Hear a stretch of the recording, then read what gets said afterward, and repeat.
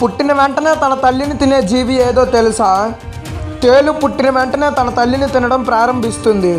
ఆడతేలు ఒకేసారి సుమారు 100 పిల్లలకు జన్మనిస్తుంది. తర్వాత వాటిని తన వీపుపై కూర్చోపెట్టుకొని సురక్షితమైన ప్రదేశానికి తీసుకెళ్తుంది. అలా వెళ్తుండగా మార్గం మధ్యలో తల్లి శరీరంలోని మాంసాన్ని తింటాయి. దేహం పూర్తిగా ఖాళీ అయ్యే వరకు అవి శరీరం పై నుంచి కిందకు దిగవు.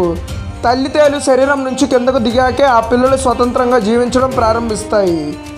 ఆకలేస్తే తన సొంత పిల్లలను చంపి తినే జంతువులు ఏవో తెలుసా? కొన్ని మగసింహాలు విపరీతమైన ఆకలితో ఉన్నప్పుడు వాటి పిల్లలను చంపి తింటాయి. ఇది చాలా అరుదుగా జరుగుతుంది. కొండ చిలువలతో సహా కొన్ని పాము జాతులు అప్పుడప్పుడు వాటి పిల్లలను మింగేస్తాయి.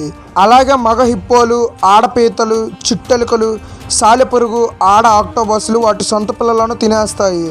ఆధిపత్య పోరులో భాగంగా మచ్చల హైనాలు ఆహారం దొరకని సమయంలో ధ్రువు ఎలుకబంట్లు వాటి పిల్లలను చంపుకొని తింటాయి. నిద్రలో గుండెపైన ఎవరో కూర్చున్నట్లు, అరుద్దామంటే మాట రానట్లు ఎందుకు అనిపిస్తుందో తెలుసా? ఒక్కొక్కసారి రాత్రి వేళ గాఢ నిద్రలో కొందరికి ఎవరో గుండెల మీద కూర్చొని గొంతు నలుముతున్నట్లు అనిపిస్తుంది. గట్టిగా అరవడానికి ప్రయత్నించినా మాట బయటకు రాదు. దీనికి కారణం స్లీపింగ్ పారాలిసిస్ అనే శారీరక చర్య. అంటే నిద్రలో కొన్ని క్షణాల పాటు శరీరం అంతా పక్షవాతానికి గురైనట్లు అనిపిస్తుంది. నిద్రలేమి విశ్రాంతి లేకుండా పనిచేయడం వల్లే నార్కోలెప్సీ అనే పిలిచే ఈ పక్షవాతం వస్తుందని వైద్య నిపుణులు చెప్తున్నారు. ప్రతిరోజు ఉదయాన్నే కోడిగుడ్డు తినడం వలన ఎన్ని లాభాలు ఉన్నాయో తెలుసా? ప్రతిరోజు ఉదయాన్నే కోడిగుడ్డు తినడం చాలా ముఖ్యమని ఆరోగ్య నిపుణులు సూచిస్తున్నారు.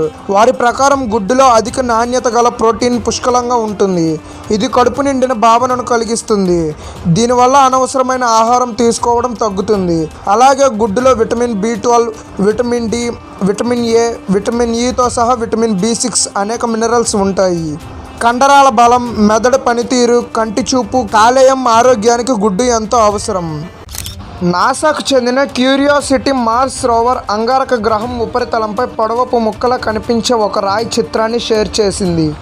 ఈ రాయిని అంగారక గ్రహంపై పెద్ద ఇంపాక్ట్ బేసిన్ అయిన గేల్ క్రెక్టార్లో కనుగొన్నారు.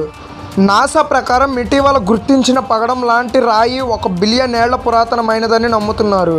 ఈ రోవర్ను నాసాకు చెందిన జెట్ ప్రొపల్షన్ ల్యాబొరేటరీలో నిర్మించారు.